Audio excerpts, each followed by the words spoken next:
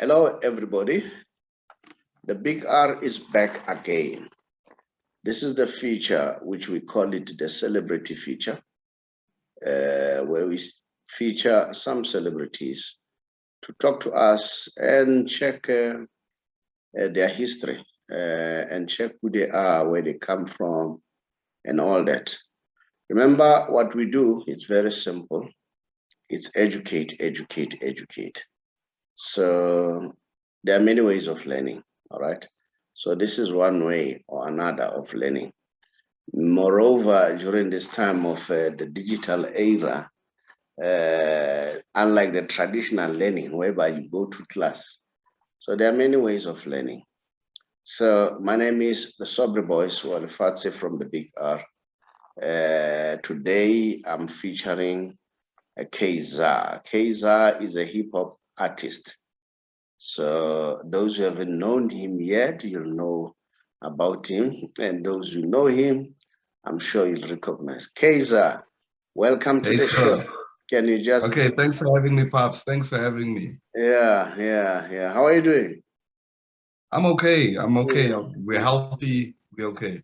Yeah. Look, I know that you have a very interesting story to tell. So that is something that we want to talk about. But let's start here. Kay Zar, the name Kay Zar, how did it come about? Well, sir, it's actually part of the deeper story. My name's Clement. Yeah. I grew up on the East Rand here, Kuruleni side. But when I moved to Kempton Park, a lot of guys started calling me Kay because I was like basically representing the whole town. So Kay, it's just something that came with me and the hip hop thing as my artist persona. And then obviously Zar for South African Republic, because not only our neighborhood, but also we got messages and stories to tell that affects everybody. So yeah, that's basically it. But then it also plays on the movie The Usual Suspects, where the antagonist, or no, the protagonist is Kay Zar Sosë. So yeah, so I just basically borrowed it and used what I had and put it together. All right.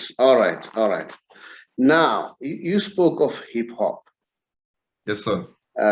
People might not know that, Frank Casino, you guys, especially you would always hang around with them.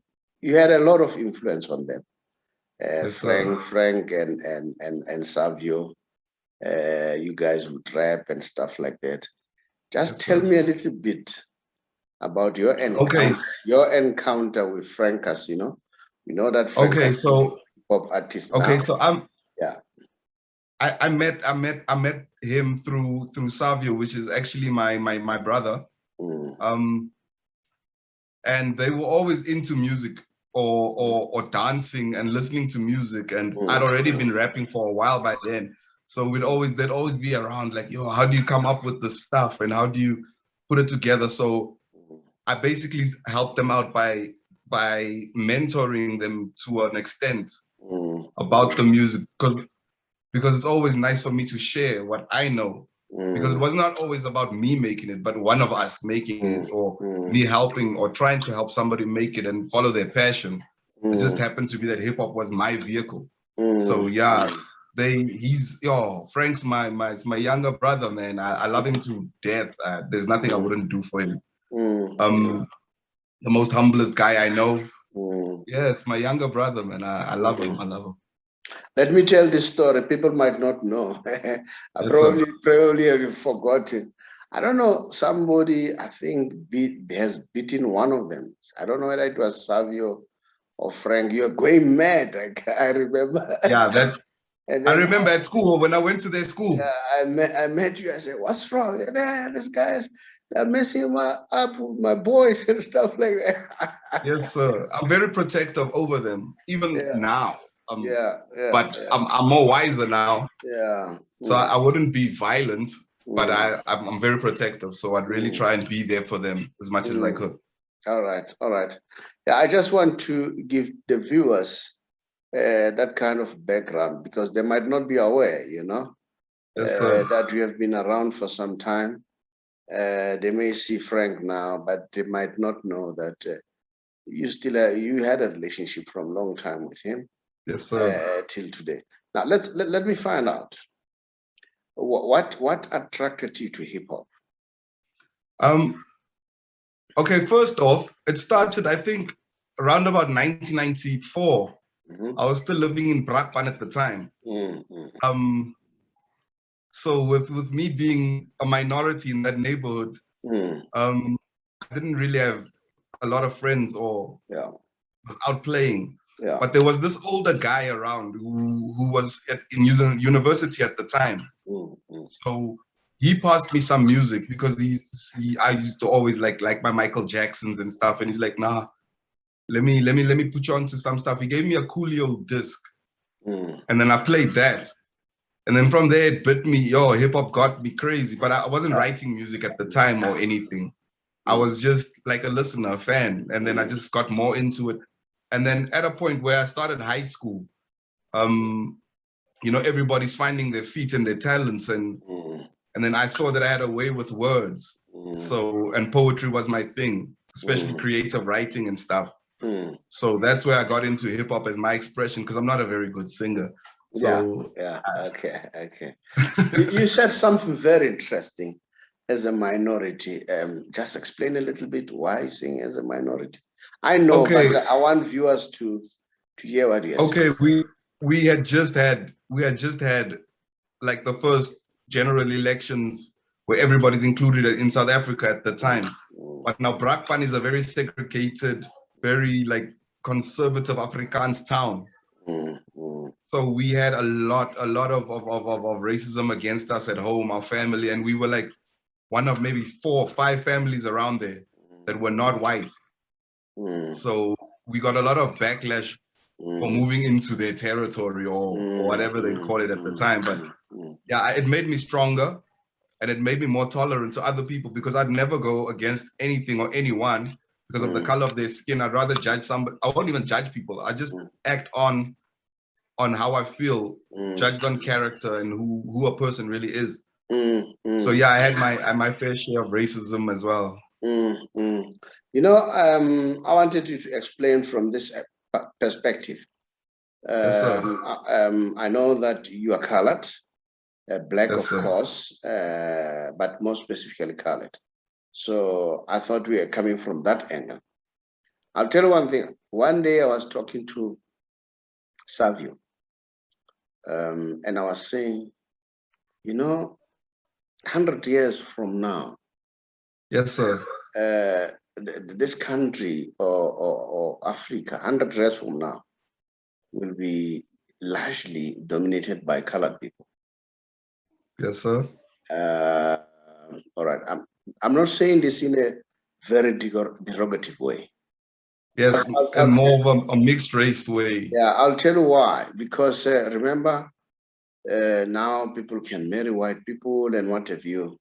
Yes, sir. Spring are going to be like that. And I was saying, I like sharing. I was saying to Savio, I'm worried about the colored community.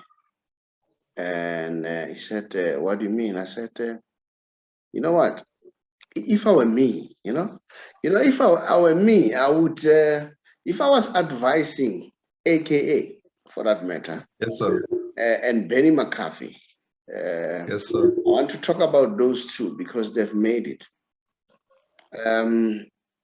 I'm saying this deliberately so that if they pick up, probably they can do what I'm saying. Yes. I would have advised them and say, guys, go to Cape Flats, because I'm told that AK is from Cape Flats. The same with Benny. And guys, come up with structures, that yes,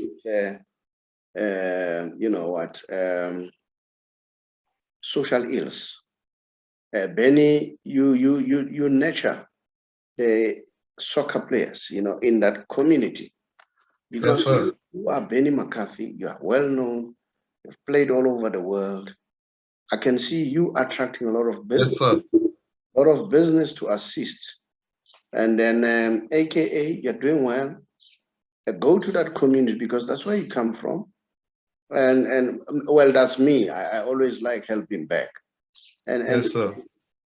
start something, you know, like a drama school, musicians and what have you, in a foundation way, help this up and coming.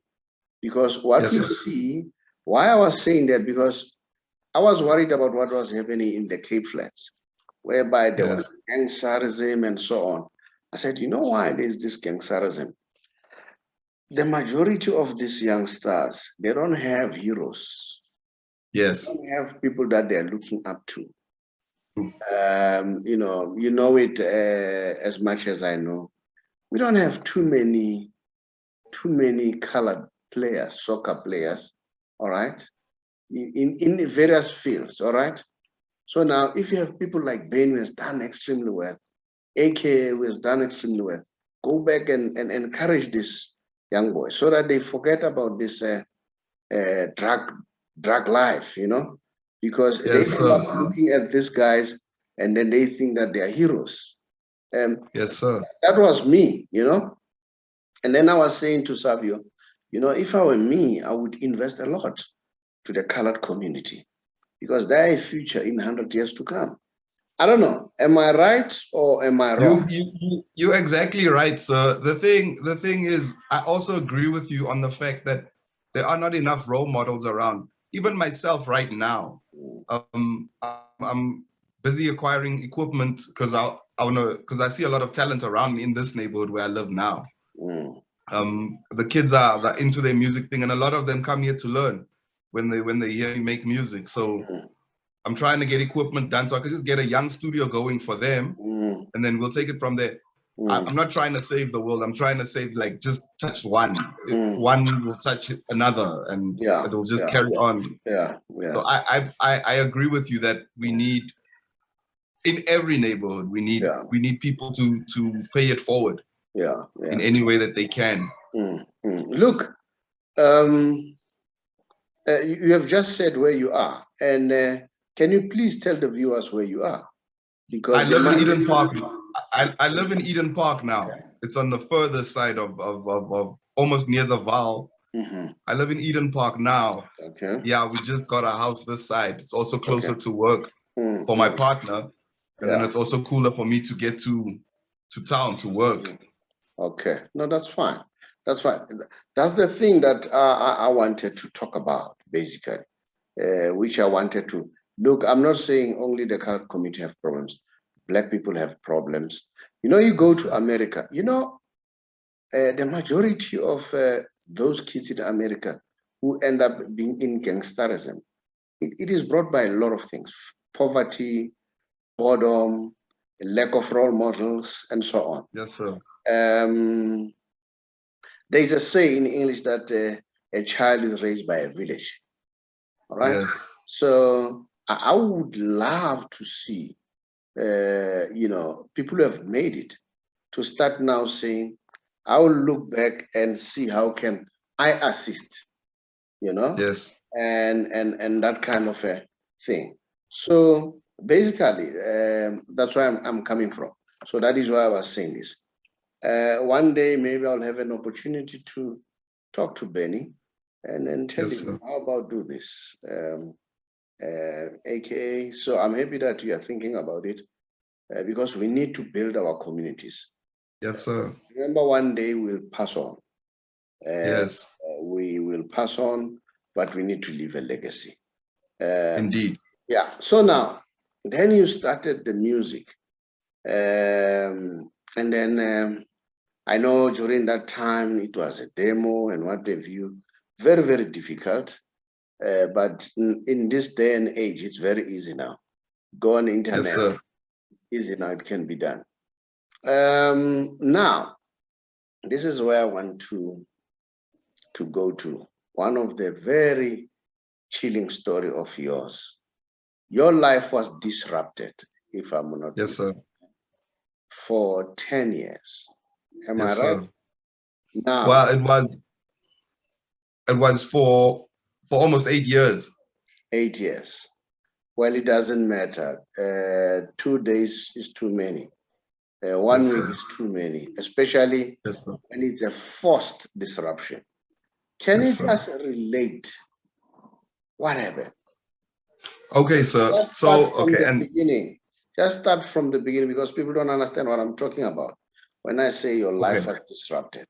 So okay. just give us from the beginning. I'll give you the opportunity to say it. Yes, sir.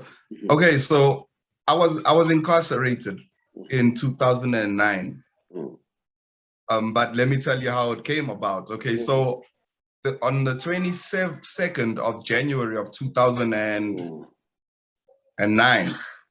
I was at studio with one of my friends, and we had a listening session because we were looking at taking out or releasing a single Yeah. in a month or in March. So day went on, and then we were joined by the executives of the business at the time, the Mm, independent label that we were with, yeah. and they had left. But there was this other person who had also been living in the studio, in the building where the studio was. Mm, Long story short, a fight broke out with my friend and the guy, and they had their little fights. They had their fight, and I jumped in to try and stop it from happening. Anyway, he ran off, and I'm like, I think we've had our day now.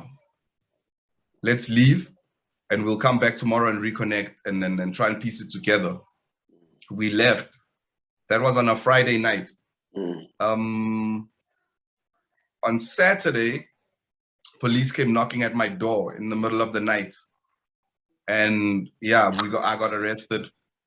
A few hours later, my friend got arrested, and then yeah, subsequently, 9 months later or 10 months later, we were incarcerated for. They gave us a 25-year sentence.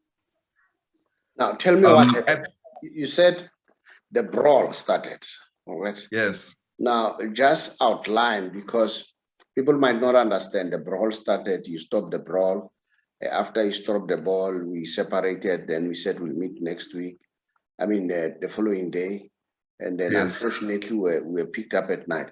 I want to know yes, sir. exactly what happened. Just What I know is I walked back. I heard an altercation down the hall. And then I walked back and I saw my friend being overpowered because this guy was on top of him and hitting on him with if I believe it was a mug. Mm, So I took the mug off of him and I pushed him off of my friend. That's where he got a chance to run off further into the building. So, and then I heard a window shatter. Well, we heard a window shatter. And I'm like, okay, now it's gone too far. mm. Let Who me lock shattered up. the window? Do you mind to give us the names of these guys? I can't remember the guy we had who had put the charges against us. No, no, I can't remember. no, no. What I want So to understand: two people we're fighting. were fighting. The other Yes. one was down, and then the other one was on top Okay, of this one. yes, my friend's name was Raywin. He was Raywin, and I think the other guy's name is Godfrey, but I forget his surname.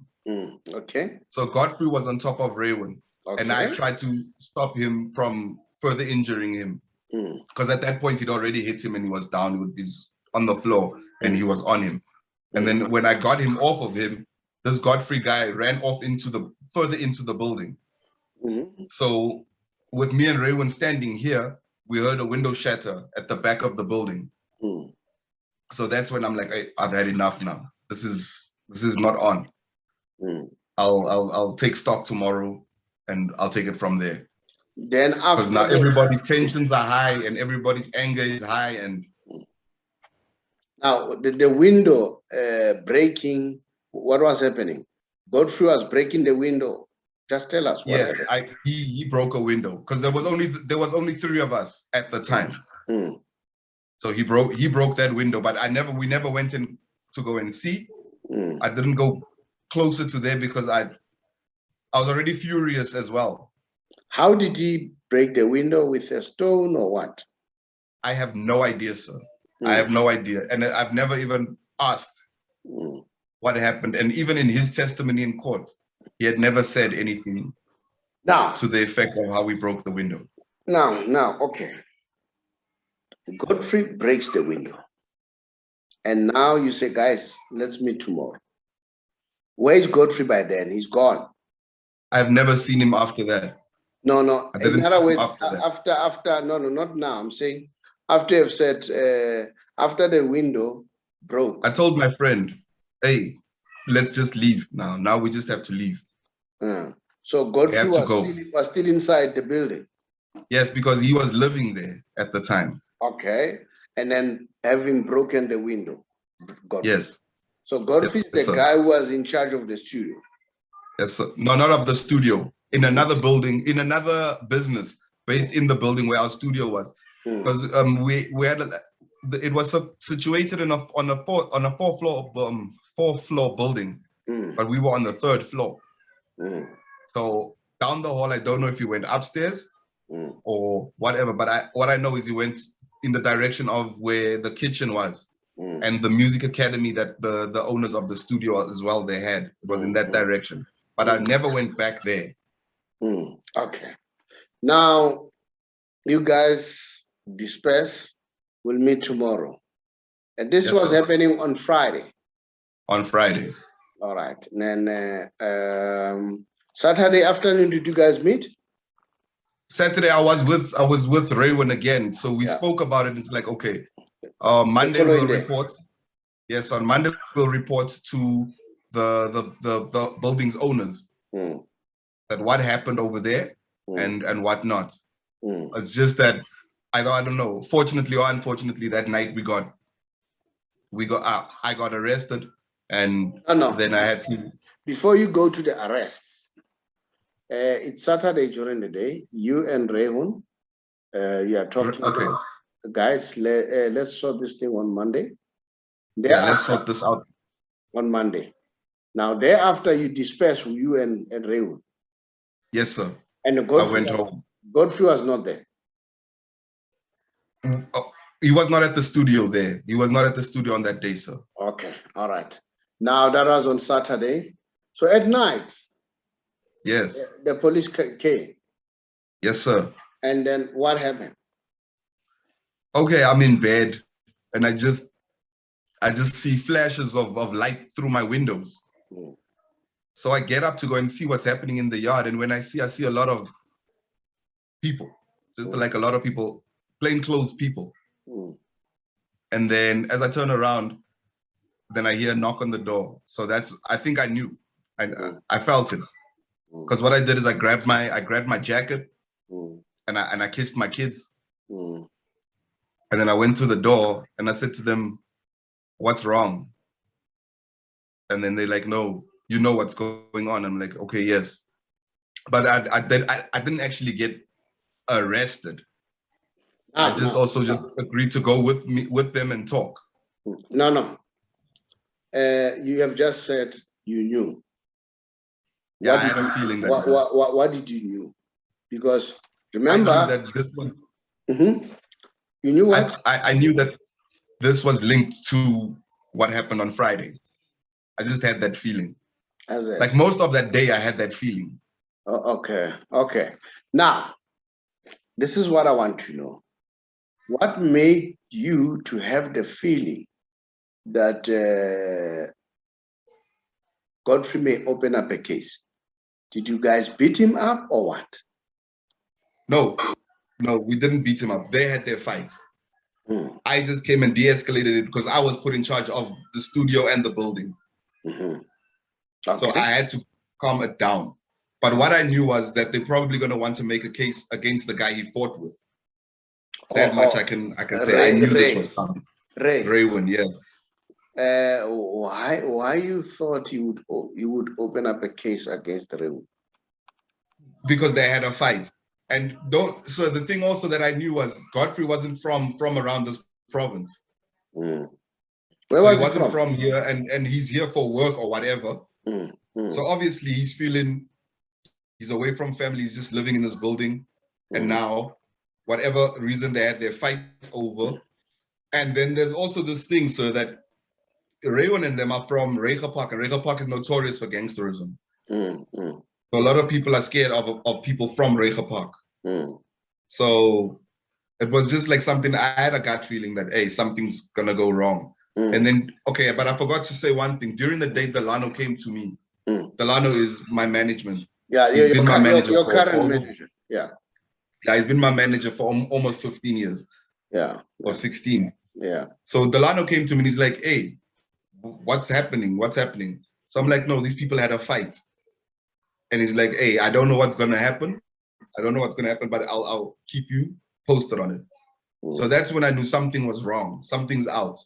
So which means this guy had probably gone and opened up a case.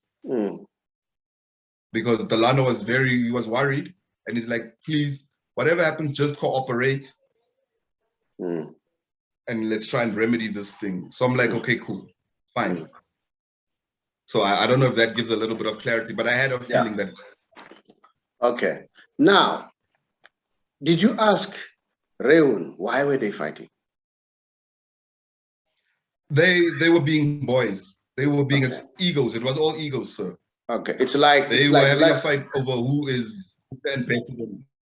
It's like you say, from Reiger Park, gangsterism, and so on. Yes, it's all egos. The hip hop hey, guys. Don't give me that look, or yes, why every time when I'm around here you give me this look or whatever. Oh, okay. So it's one of those little spats that it just went a bit too far. So now, I'm sure you have a feeling and understanding how this gangsterism mentality can be destructive in one's life.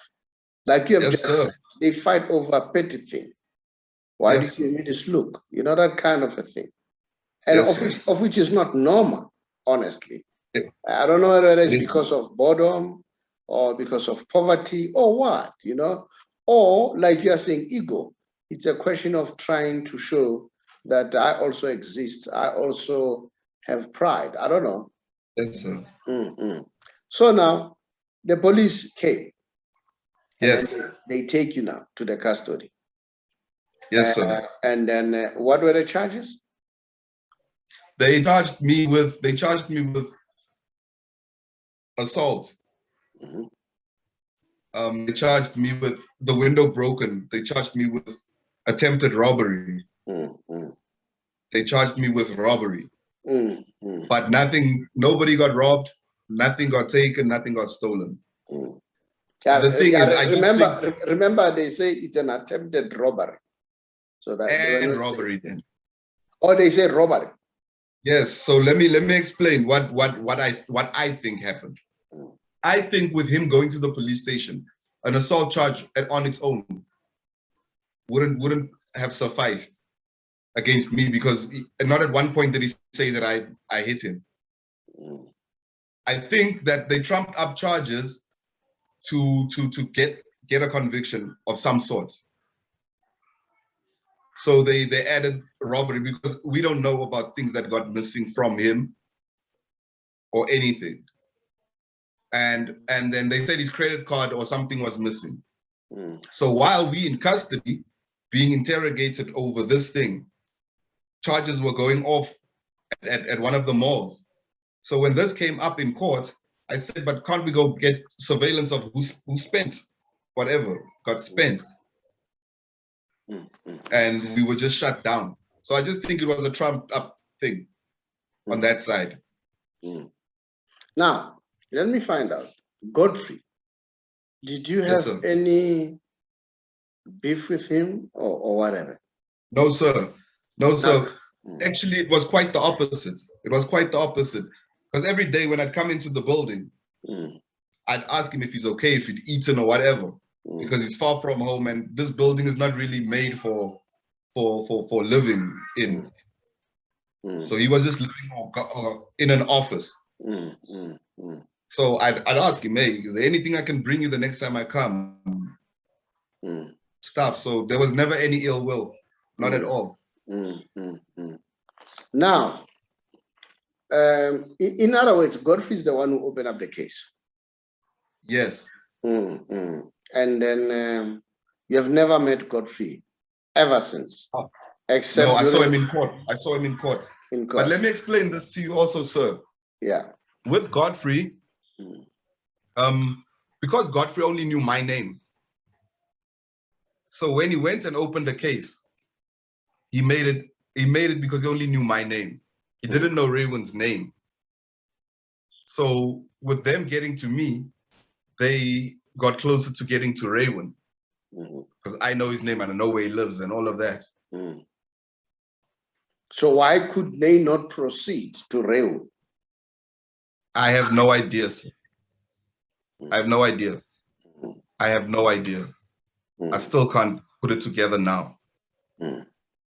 Now, during the trial.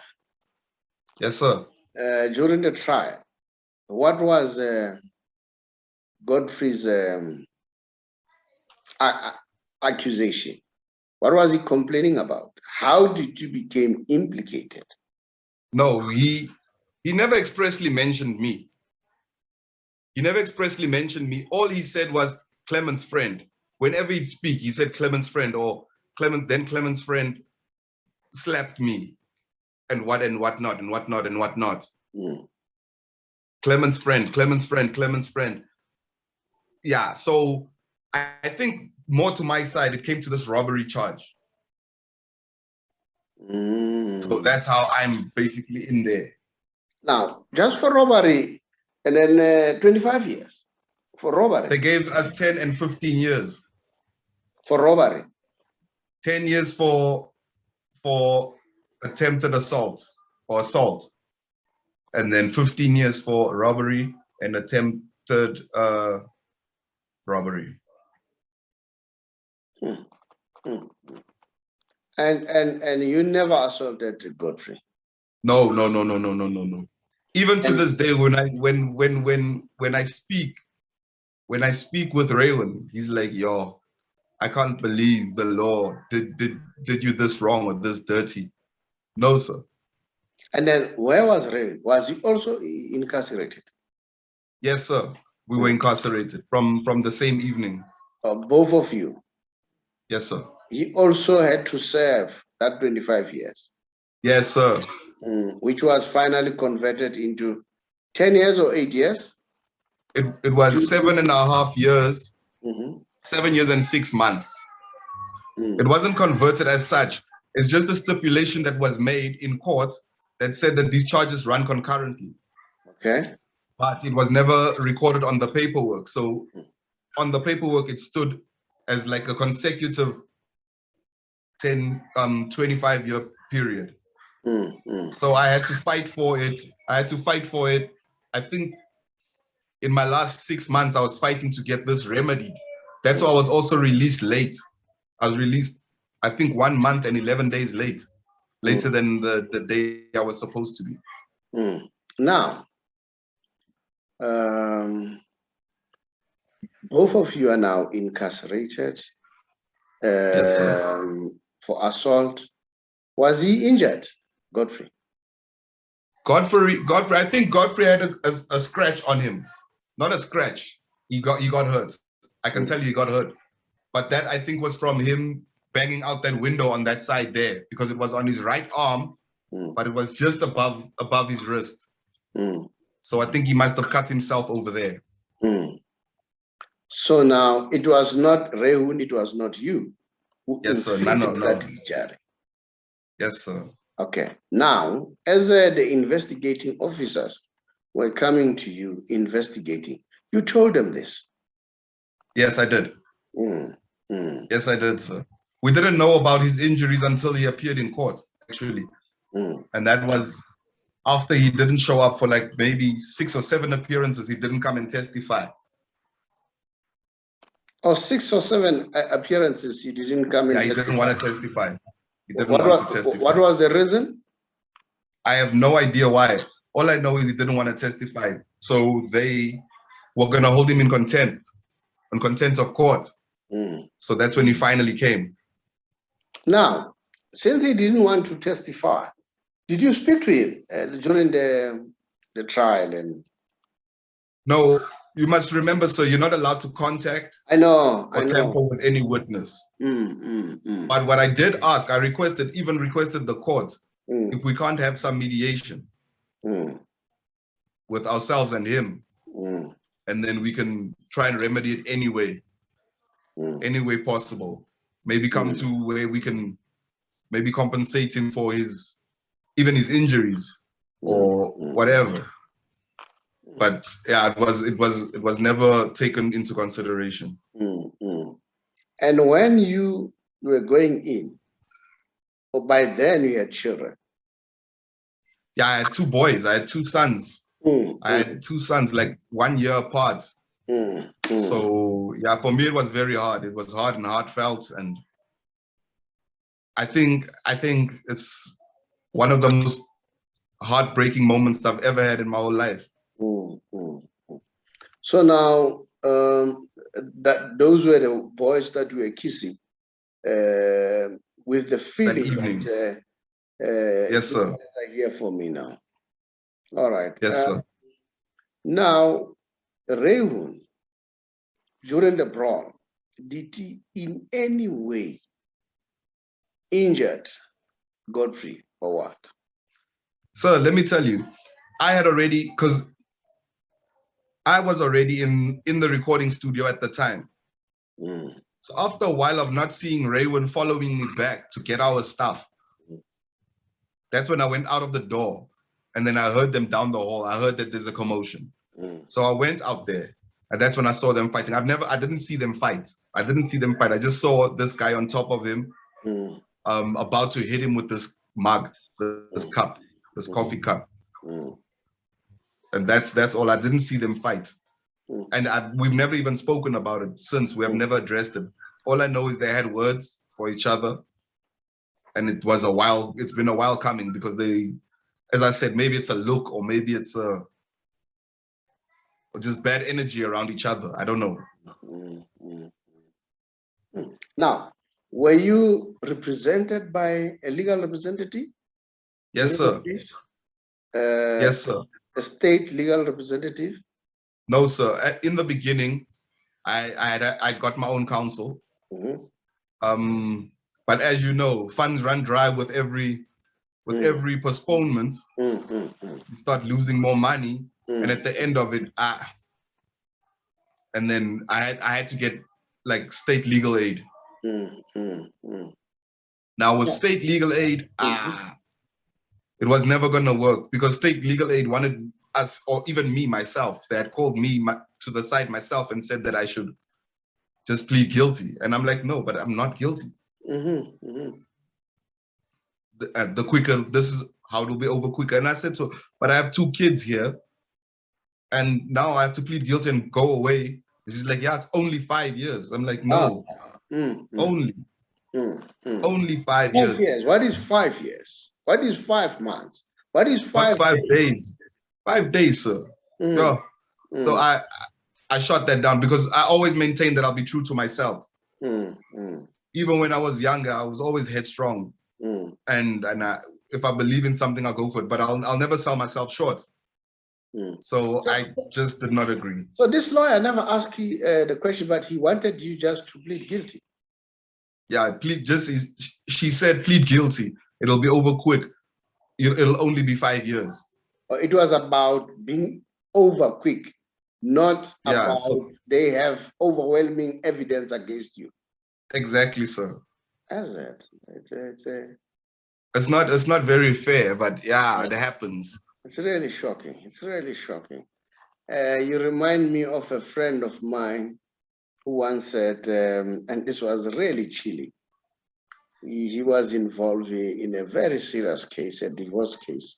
And this friend of mine was fighting for, for his assets and so on. Yes, sir. And he said, he paid everything. They prepared the lawyer. On the day of the court case, the lawyer came to him and said, by the way, the case is all about what? He said, money. Come on. You're asking me today when I'm supposed to be honest, and said, no, you are fired on the spot. You know, that shattered me because it's not about an intelligent lawyer who wins the case. It's about a well-prepared lawyer who wins the case. Yes, sir. You need to prepare well, all right? Then you'll win the case. Yes, sir. Now, when you ask Rewu that this spread that boiled to this, did it have history? Did you ask him that? No, sir.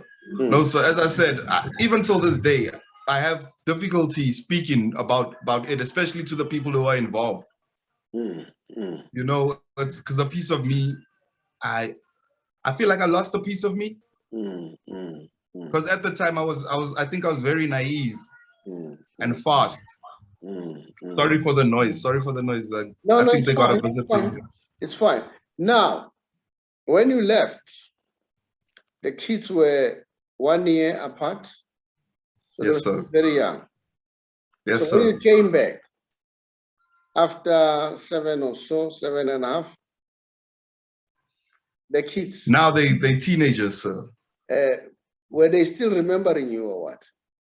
Yes, they did. They did. But they were a little bit apprehensive. They were a little bit apprehensive. They were, because now at this point now we don't have a relationship. We don't really have a relationship. I see them like maybe once a month. My family would bring them to visit me, but we don't really have a relationship. So now, did they ask? Yes, sir. Why are you here, Pa? Did they ask? Yes. And how did you explain? Yes, sir. So it's one of the hardest things I've ever had to do as well. You know, I had to tell them that this is where bad people come, but I'm not a bad person. Sometimes good people get into bad situations, and outcomes are determined by what happens then. So I had to be, because they were very mature, even as younger boys. So I had to be honest with them. Okay, but they still had like many questions and doubts that we had to address. But I tried to address this afterwards when I came back. You know, but by then, sir, the relationship is no longer a father-son relationship. It's more of a friend relationship, because now they've grown up without me. So I'm basically just somebody that they know or know of. You know, I wanted to have a lawyer, yes, sir. so that you know, can give us a legal understanding, because yes, I'm really concerned. It was just a spurt, but you end up getting 25 years. Yes, you know, this story reminds me of the guy called Sithole. This guy ended up being a serial killer. And yes, sir. I think he wrote a book, or somebody wrote a book on his story. I actually met him. I actually met him. You met the guy. Yes. You met the guy. Yes. Oh, did you hear what he, just relate what he said? So that you met him. So did you talk about his story? Yes, briefly. What did he say? I asked him, hey man, brother man, what happened? How does a person turn into this monster? He's like, exactly this. And he even took it as far as saying, like, in your situation, you guys are here, you guys are seemingly innocent, and you guys are being thrown under the prison system. So he came out angry. Yeah, tell angry me, at the world, angry what at did the he system. say? What did he say? What did he say? What happened? Oh, sir, no. In prison, this is unspeakable. We don't really go too deep. Okay. You don't really go too deep into people's things. Yeah. All right. What you do is you just make them open up as much as they can. Because if I remember quite well, I think there was a story that was covered in the media. He said he was arrested for allegedly raping and killing girls. And yes. then he was on the parade, and all these girls, they identify him positive. And he went in, I think he spent about 15 years for nothing. for Yes, having sir. not done anything. So he was Yes, sir. angry. When he came out, he said, I'm going to teach them a lesson. I'm going to kill them now. And Yes, then sir. he became a monster, you know. Yes, So sir. your story, it's almost along those lines. I'm a little bit worried and very disappointed at the same time to say the No. investigating officers, what was their, I mean, their work, you know, because they were So supposed to investigate can I first. interject? Yes. I think I spoke to the investigating officer, Hmm. and he said, no, man, this case is not that serious. This case is not that serious. Relax. So I think it was more on the prosecutor side, where things went up in flames. Hmm. What was the argument of the prosecutor? The prosecutors basically was using the environment, Rega Park. Hmm. They're all like this, they're all like that. You know what I'm saying, sir? Hmm. They're all gay. So yeah, Hmm. yeah, that's basically the argument. Hmm. Day by day, we sit in this courtroom and we see you guys from Rega Park here. Hmm. Hmm. You know, and then I think one of the questions that I asked was, but as you can see, I'm a first-time offender. And at the time, I think I was 23 years old already. Hmm. So why would I turn into a gangster now? Hmm. Hmm. I mean, I'm trying to run a business here and then also do my music. Hmm. Hmm. Hmm. So I was just told, yeah, now you're trying to be smart. I'll get you. And those are on court records. Who That's said exactly that? what he said. Who The said lawyer, that? he said, the lawyer, he said, no, now you're trying to be smart. I mean, the We're going to prosecutor. get you. The prosecutor. Yes. Hmm. Sorry, the prosecutor. Sorry, yes. Hmm. Hmm. Said, Yeah. oh, so now you're trying to be smart. We'll get you. Hmm. And I'm sure you feel bad about this, eh? Because you No, feel sir. like I had done. Of course, you had done. No, I did for the You, longest time. you know, you had done because you never beat anyone. You were trying to separate the guys, but you end up spending 7.5 years in jail. I did feel bad for the longest time while I was there. But when I came back, all I saw was hope. Mm.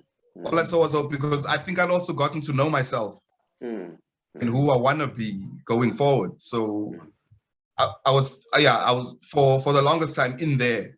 But then I think it came to when I reached my 5-year mark, I was like, no, man, this is not the end of me. You know, get up, get busy again. Then I started getting back into my writing, into my music. And I just started being active. Started getting healthy, going to the gyms and stuff.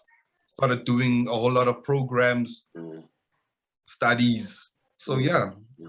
Now, since you're inside, how are they treating the inmates? Hey, sir. Okay, prison. I think if you're more involved, or if you want more of the people who are into people's business, you're gonna get into a lot of trouble. So me, I basically keep to myself. I don't speak, I don't want, I don't need, I don't ask. I go about my business, I do what I need to do. So in prison, I basically just kept my head low and went about getting myself better so that I can come home better, stronger, smarter. Well, so in prison, it wasn't really a thing. I did have a few problems by people trying to step on your toes and stuff. But then I was like, hey, I'm not going to become this place. I'm not of this place. So this will not become me. And then eventually people will just be like, okay, we see this guy. He's not one of us. He's not like us. He's still outside. I'm told that there are gangsters, the 28. Too many, sir. And they say if the fights start on the other side between the two gang groups, this side, you don't even know what is the problem. You start beating each other because they just start beating each other. But the thing is, what basically happens with them, but I'm not one of them, so it's not my secret. What basically happens is these fights usually start being planned well in advance. So they would start a fight on one side while they also have people on the other side so that they can sandwich everybody in. but it's basically targeted. They know who they're going after and what are they going against. I don't know. So it's not really just anybody who will get hurt. Sometimes people become casualties of it who are in the way.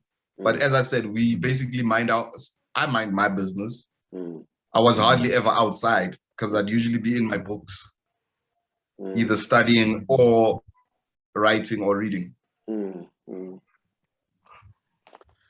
Yeah, and then I'm sure I'm happy because you are saying you are not bitter, and now you are trying to rebuild your life. Yes, sir. Your boys, how's the relationship now with the boys? Well, because I'm not with their mother anymore. Yeah, did you ever sit down and talk to them about this? Yes, sir. Yes, we've spoken. We've spoken at length. But at the time, they were still a bit playful. Now they're a bit older and teens. So I think now would also be a better time to go a bit deeper into it. Maybe even if they want, we can get therapy together just to open up communication. But yeah, I'm not with their mother. So at times it's very hard to communicate in the small time because there's so many things that have to be done that we can't really just sit and go with it, you know, because their needs have to be taken care of, their physical needs as well as their emotional ones. So yes. All right. I don't want to ask you personal things, because I don't want to ask other people.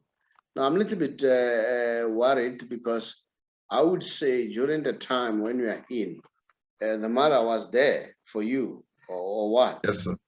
All right. No, no, sir. No, you know, sir, when I went in the beginning, I was like, hey, you know, you're still young.